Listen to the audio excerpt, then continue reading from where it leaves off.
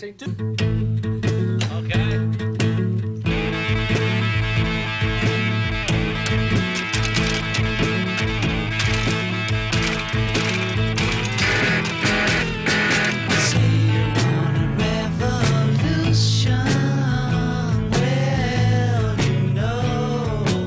Greg Burnham's interest in this case began almost immediately, since as a child he attended the services for JFK in Washington. Burnham appeared in the Guilty Men episode of the Man Who Killed Kennedy series on History Channel, where he discussed JFK's Vietnam withdrawal policy and JFK's intent to dismantle the CIA in his second term. He also appeared in the exhumation of Lee Harvey Oswald, the Norton Report on the Discovery Channel, and the infamous grave sites on the Travel Channel, infamous grave sites on the Travel Channel. Burnham also appeared in a documentary about the final disposition of JFK's casket, which was aired in 1999, concerning its having been dumped in the ocean in 1966. Burnham is also a founding member of the JFK Research Assassination Forum, and Burnham was the first guest on Leno Sanik's Black Op Radio, and has been also a guest on many radio stations, including KFI Radio in Los Angeles and Radio Liberty, among others, to discuss the JFK case. Greg Burnham.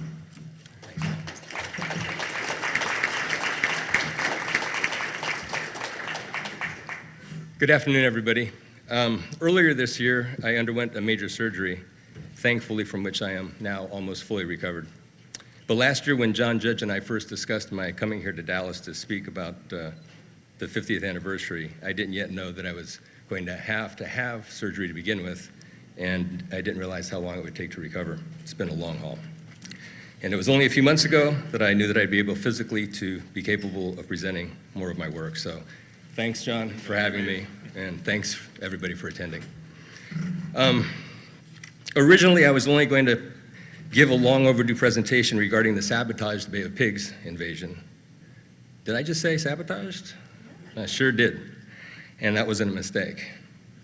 But on second thought, rather than offer up my analysis of an unsuccessful Cuba coup d'etat as though it had occurred in a vacuum, I instead decided to discuss a topic that would incorporate the Bay of Pigs in a manner more suited to the momentous occasion of the 50th anniversary of a successful American coup d'etat. This was much more challenging than presenting my thesis on the sabotaged Bay of Pigs invasion by itself, or for that matter, on Kennedy's strained relationship with his own military, or on his newly evolving civil rights policies. I might get emotional during this, or on the implications of his having offered an olive branch to Nikita Khrushchev, or on his decision to withdraw all troops and personnel from Vietnam by the end of '65. Each of these topics by themselves is worthy of more attention, but just not right now. Those who know me well and are familiar with my work were not terribly surprised to find out that I wasn't even slightly tempted to pursue a genealogical background check on one Lee Harvey Oswald, or to seek to positively identify the so-called three tramps, or definitively rule in or rule out a host of federal agencies, or otherwise engage in a parlor game called I Think I Know Whodunit. But less offensive than that last pursuit, but equally inadequate to this occasion, was the suggestion that I share new evidence of ongoing campaigns to obstruct justice that are still being carried out, both by agencies of the government and by prominent members of the media, some of whom claim to be earnest researchers. But I even passed on that and on them, and that wasn't easy. But you see, ladies and gentlemen, the United States of America was born 237 years ago on the 4th of July, the same day that my daughter was born, in 1776, though. And 50 years later, on November 22nd, '63, it was murdered. It was 187 years old, 4 months and 18 days, and as far as nations go, it was just an infant. In his speech to the United Auto Workers of May 8th, 1962, John F. Kennedy quoted former President Harry Truman when he said, "There are 14 or 15 million Americans who have the resources to have representatives in Washington to protect their interests, and that the interests of the great mass of the other people, the 150 or 160 million, is the responsibility of the President of the United States." and I propose to fulfill it. In the post-World War II America of 1963, the viability of the executive branch of the United States government could have been appropriately defined by how well the above responsibility was met by the President. In order to fulfill his sworn oath to protect, preserve, and defend the Constitution, the President would necessarily take on the responsibility to safeguard the interests delineated in that portion of the Constitution most closely associated with personal freedom, the Bill of Rights. But there is a proper place for a federal government within the context of a democratic republic as laid out in our Constitution. Indeed, there is a necessity for it. Although such necessity is an inevitable consequence of maintaining a union, the undesirable side effects associated with it must be mitigated, else they will threaten to destroy the very liberty for which they were designed to preserve. And arguably, the environment most threatening to liberty exists during times of war, not solely due to the imminent threat of a hostile foreign government, but also because only then are patriotic citizens willing to sacrifice personal freedoms out of perceived necessity. Our founding fathers recognized these challenges to freedom as they were all too evident, because England would have succeeded in regaining control of the 13 colonies unless met with sufficient resistance. Our ability to organize our defenses in a unified manner through a federalization of forces was of paramount importance. And it was from that basic necessity for security that the federal government's existence derives. And it is through perpetration of such a need, now termed national security, that the federal government justifies its continued expansion to this every day. And by logical extension, the prospect of a sustained peace threatened to challenge that expansion in 1963, much as it does today. While it is true that the federal government has taken on countless additional responsibilities since its inception, it is also true that a great number of these are wholly self-serving and without any direct benefit to the interests of the great mass of the other people to whom John Kennedy promised his allegiance. Instead, they serve only the interests of the vast military-industrial complex's unholy union between the Department of Defense and corporate America. As a case in point, during the lame duck period just after Richard Nixon had lost the 1960 election, the CIA, as it is often wont to do, changed course from Eisenhower's plan for peace. This is most demonstrably seen by their having escalated the Bay of Pigs into a full-on amphibious assault and then placing Eisenhower's stamp of approval on it. Yet in an interview with Eisenhower following the Bay of Pigs, he stated unequivocally that he had approved of no such plan. John F. Kennedy inherited, in its then current form, a non-existent Eisenhower amphibious assault plan that had been hatched by the agency and sold to the new president under a fraudulent pretense. Following the Bay of Pigs, Kennedy recognized that he had been bamboozled and took the ship's helm by storm. The ship's course began to be righted, not at first, but gradually.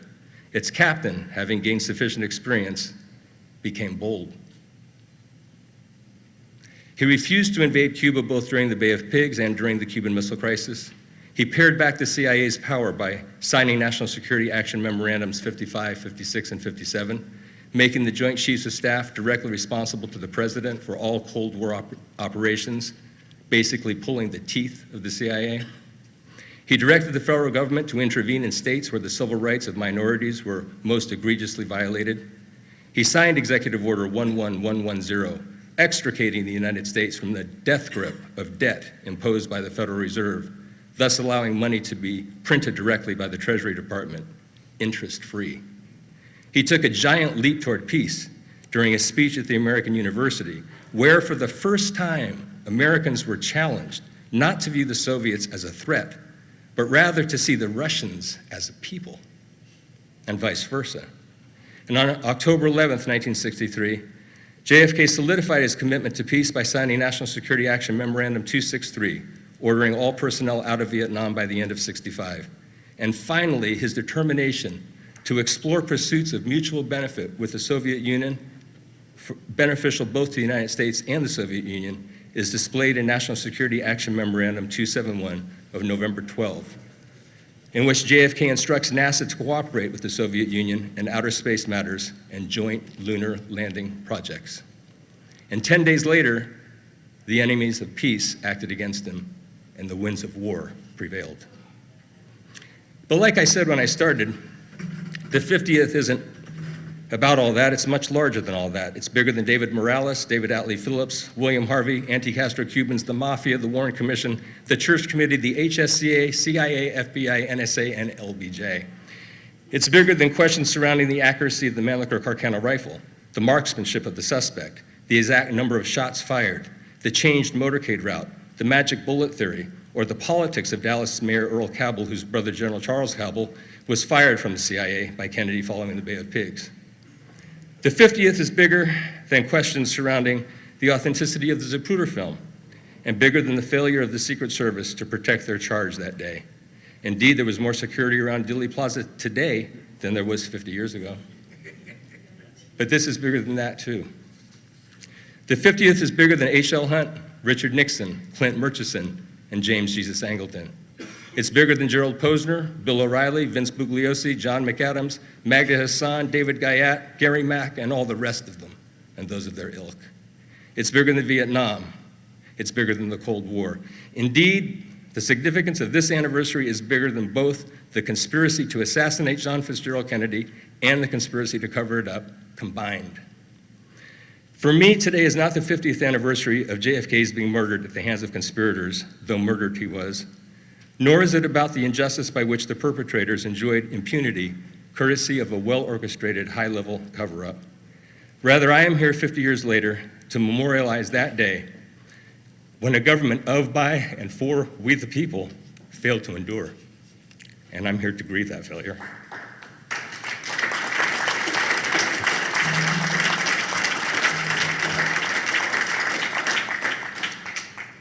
The success of a democratic republic such as ours depends on the Founding Fathers' concept of three distinct and separate, fully functional branches of government. When one of those branches is rendered impotent, relegated to a position of inferiority, or as in this case, effectively disemboweled, then the system upon which such a republic was anchored will drift aimlessly, directed by the tides and the wind, until someone or something retakes the helm. But since 1963, the helm has been left unclaimed by whoever has occupied the Oval Office. And under the circumstances, you can hardly blame them. But all too often, in the absence of such leadership, the something that has ended up taking over has been war and the war machine. I cannot speak for all researchers, only for myself, and perhaps for some of us who recall John F. Kennedy's words that cold winter day in January of 1961, instructing us to ask ourselves, what can we do for our country? Some of us believe the answer is demonstrated by our commitment to hold government accountable to we the people, as our Constitution informs us is not only our right, but also is our duty. But we are challenged to find a way by which to accomplish it, one that is historically significant, personally meaningful to each of us, responsive to the needs of our fellow citizens, worth passing on to our children and future generations, all the while preventing the positive elements of government, of which many still remain, from perishing. Thomas Paine said, "An army of principles can penetrate where an army of soldiers cannot." What must be accomplished need not be done at the expense of irresponsibility, resulting in riots, lawlessness, or civil war. In short, I'm certainly not seeking revenge. I'm not even seeking justice anymore. There is a plaque at CIA headquarters in Langley, Virginia, that quotes the words of St. John, "You shall know the truth, and the truth shall set you free." What I seek is truth and the freedom that accompanies it. Absent the truth, freedom's only hope is through a revolution of mind. I want to move on to the Bay of Pigs now, but thank you for indulging me.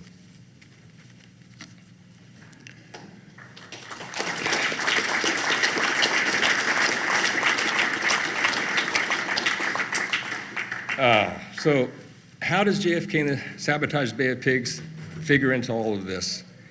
There's been a great myth. Everybody's heard it over and over and over again. The Bay of Pigs failed because JFK broke a promise. He broke a promise to provide air support, air cover for Brigade 2506. And we know that this is a myth for a number of different reasons, but let me kind of cut to the documents if I might.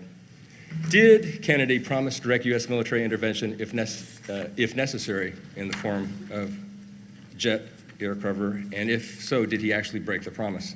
Next slide, please. First of all, we have to ask ourselves the question, did he have the authority to do such a thing? Could the president have ordered, while bound by the prohibitions of National Security Directive 5412/2, could he have ordered U.S. Navy jets to provide air cover, particularly from the USS Essex that was standing by? The answer is unequivocally no, for a number of reasons. One reason is it just is not the right thing to do, right? But the second reason is this was a CIA covert operation. So by definition, you don't involve military. You maintain plausible deniability. But who hatched the idea? Was this a Kennedy idea? We all know that it wasn't. It started in the Eisenhower years. And during the lame duck period, what happened? It got escalated very, very quickly. But if we read from the record, thanks, Randy. If we read from the record, from its inception, the plan had been developed under the ground rule that it must retain a covert character, okay? At the end it says, the ground rule meant, among other things, that no U.S. military forces or individuals could take part in combat operations. So that's pretty clear right there. If you move on to the next document, we also know that 4 days before the invasion, the project chief, J.C. King, sent an emergency cable to Puerto Cabezas, Nicaragua, where the Brigade 2506 was going to be launching from. We had B-26 bombers, 16 of them down there, that were going to be flown by the pilots of the anti-Castro Cuban force. And the cable reads, please, and by the way, this was to Colonel Jack Hawkins. It says, please advise emergency precedents if your experience during the last few days have in any way changed your evaluation of the brigade. And B, for your information, the president has stated that under no conditions will U.S. intervene with any U.S. forces. This is 4 days before the invasion. Colonel Hawkins replies the same day in a cable, and I'll get to that portion of it, but let me start with this. He says, my observations the last few days have increased my confidence in the ability of this force to accomplish not only initial combat missions, but also the ultimate objective of Castro's overthrow. That's just about as positive as you can get.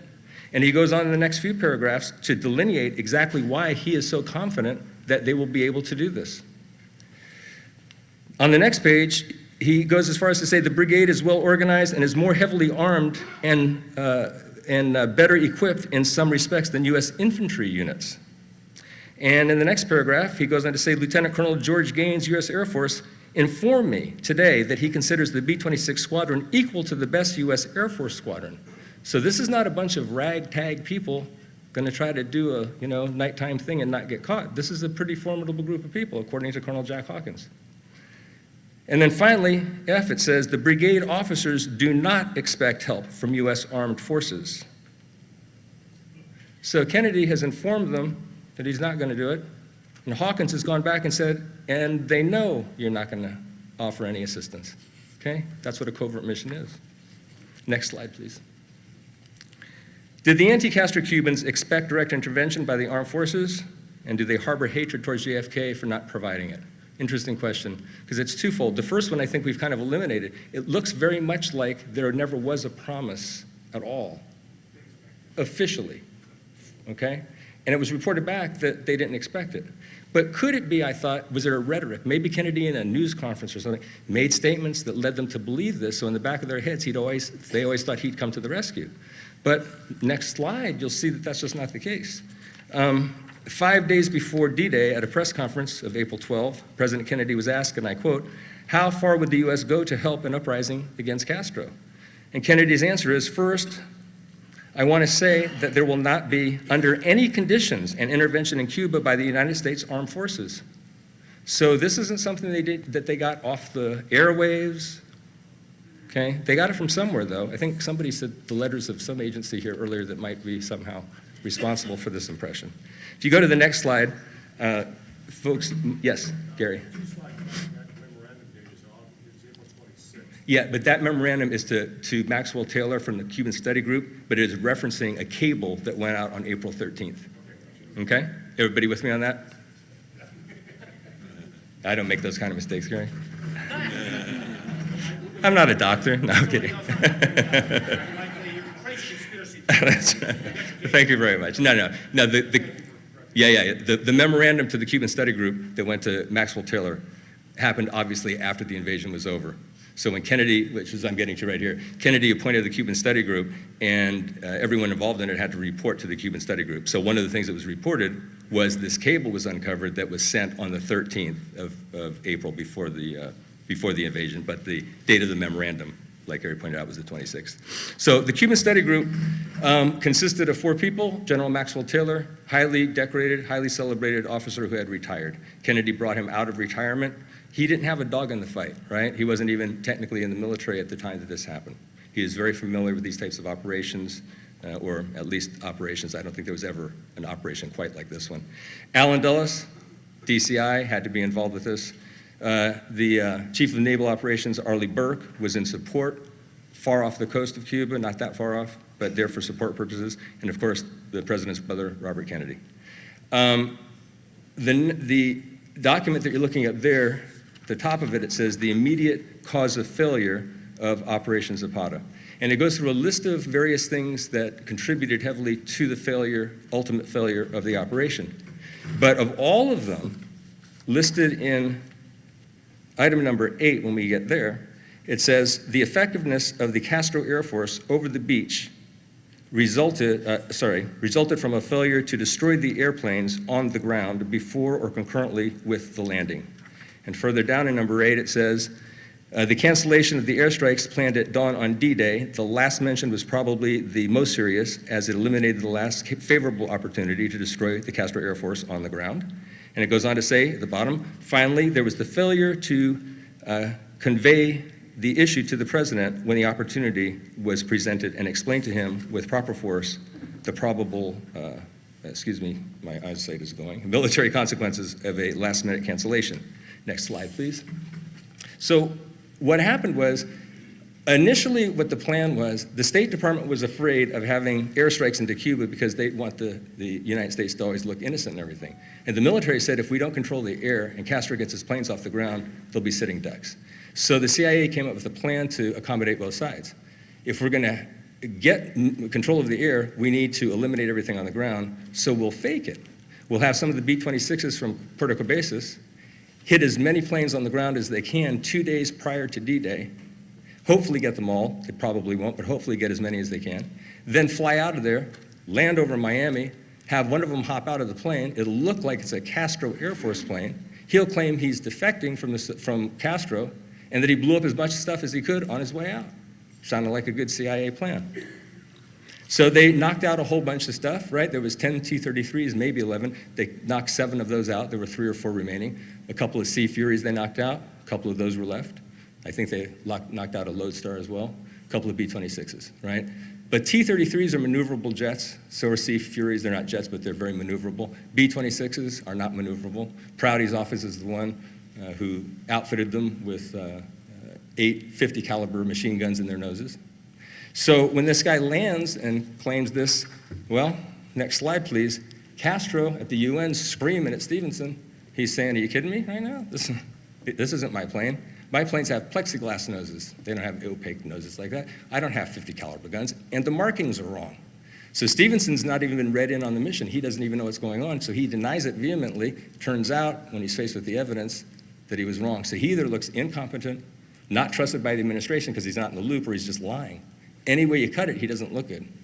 So he gets upset, to say the least. He gets on the phone with his boss, Rusk, and over the next 24 hours, he prevails on Rusk to order the cancellation of the D-Day strikes that were supposed to take out the remainder of Castro's Air Force while they were on the ground. That was always a part of this, okay? So Rusk goes for it. He calls George McBundy. George McBundy, McGeorge Bundy, I say it wrong sometimes. My friend Phil Dragoo says McBoy George Bundy. But so Bundy calls Cabell on the phone and tells him to cancel the strikes. Cabell, well, are you kidding me? This is essential. Bundy says, Cabell, if you want to take it up with somebody, you have to take it up with Rusk. Cabell calls Rusk, if you go to the next slide, please. Now, when the Cuban Study Group met, as we were talking before, everybody submitted memoranda of what went wrong, what happened, and then they also got grilled by the 4 people on the committee, okay? So very interesting that Cabell called Bissell and said, hey, let's go over to Rusk's. He calls Rusk up on the phone, says, can I go to the office? So they all meet at the office, right? And Cabell and Bissell, in their own words, and they both signed off on this, say the following. Next slide, please. So I'm going to ask a question first, and then I'm going to answer it with their answers, and they were no Kennedy lovers. Did the president cancel the D-Day airstrikes? The answer is no. At about 9:30 p.m. on 16 April, Mr. McGeorge Bundy, special assistant to the president, telephoned General Cabell of the CIA to inform him that dawn airstrikes the following morning should not be launched until they could be conducted from a strip within the beachhead, et cetera. Okay? Next slide. The original one, I'm not positive. Well, I think it originated in Nicaragua, but then it landed in Florida. That's my understanding. Thank you. Okay. So, but the most important part of it is that it landed in Florida. When the president was made aware that the cancellation of the airstrike was being considered, and he was not made aware, how do we know? Again, this is from their own words. It's also in the Foreign Relations of the United States, but in their own document, Cabell and Bissell say this. The Secretary of State indicated subsequently that Cabell and Bissell's presentation led him to feel that while the airstrikes were indeed important, that they were not vital. However, he offered them the privilege of telephoning the president in order to present their views to him, and they saw no point in doing that. So Kennedy was left out of the loop.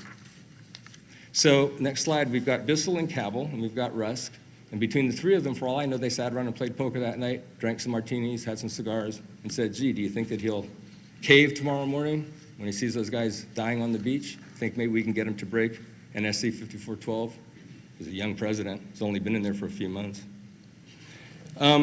Just want to comment real quick. Another example, you know, the thing that really bothers me is this information is available. Anybody who wants it, you can find it. You can figure it out for yourself. You don't have to take my word for it. But you can go anywhere and you can look at almost anything on the internet. You can go from Britannica, which I've done, to Wikipedia, which I've done, to wherever you'd like to go.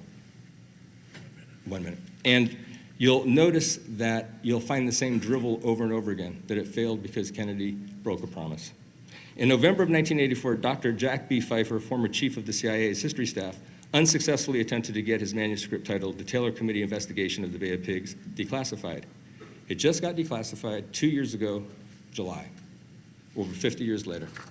And in it, he says, next slide,